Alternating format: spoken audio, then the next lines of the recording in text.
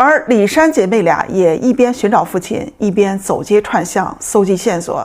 她们走遍了附近的那些渔村，为了扩大线索征集范围，姐妹俩还在短视频平台上进行悬赏，一度将赏金提高到了50万元。重赏之下，就不断的有人给他们提供线索。一有消息，这姐妹俩就像打了鸡血一样赶过去核实，顾不上吃饭，开着车今天去青岛，明天又跑去威海。在投入了大量的金钱和时间之后，他们在收到一些有用的分析意见的同时，也遇到了很多的骗子。在经过了无数次的失望和被骗之后，2023年5月的一天深夜，李珊接到了一个电话。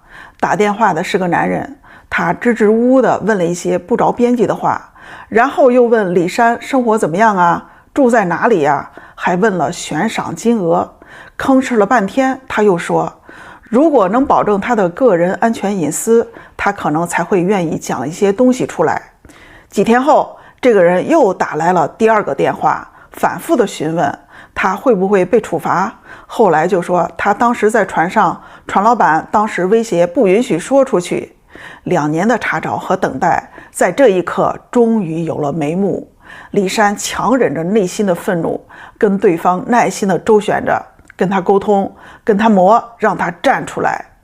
终于在2023年5月下旬，在李珊的劝说下，这名叫于庆的船员最终同意向警方交代案情。于庆说，撞击李杰小艇的是一艘名为旭永号的快艇，这艘快艇长13米，宽4米，它的马力是500，而李杰的快艇马力仅有60。于庆还提到，当时在旭永号上，除了他之外，还有船长孙立以及其他4名船员，其中有3个都是和李杰一个村的。这个船长孙立还和李杰是发小。李珊和李婷知道后，哭着对警察说，我们要问问孙立，为什么撞了我们的爸爸和表叔之后不去救他们？为什么呀？他们明明可以活下来的呀。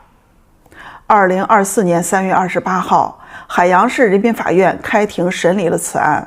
在法庭上，孙立供述，2021年5月9号正处于海洋休渔期，由于当时鲅鱼价格较高，他当天是驾船违规偷偷出海捕捞鲅鱼，在晚上8点左右返航途中，与李杰、季勇的快艇发生了碰撞。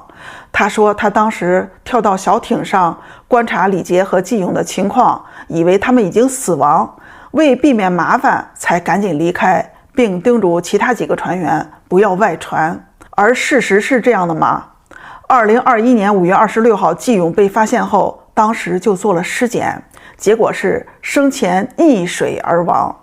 这表明李杰和季勇被撞了之后，人还是活着的。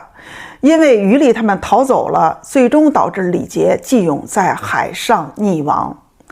检察机关以涉嫌交通肇事罪对船长孙立提起公诉，包括于庆在内的其他5名船员作为证人，提供了书面证言。最终在2024年12月30号，山东省海阳市人民法院对该案作出了一审判决，被告人孙立被判处有期徒刑13年，赔偿被害人各项经济损失74万。我是敏姐，感谢您的陪伴关注。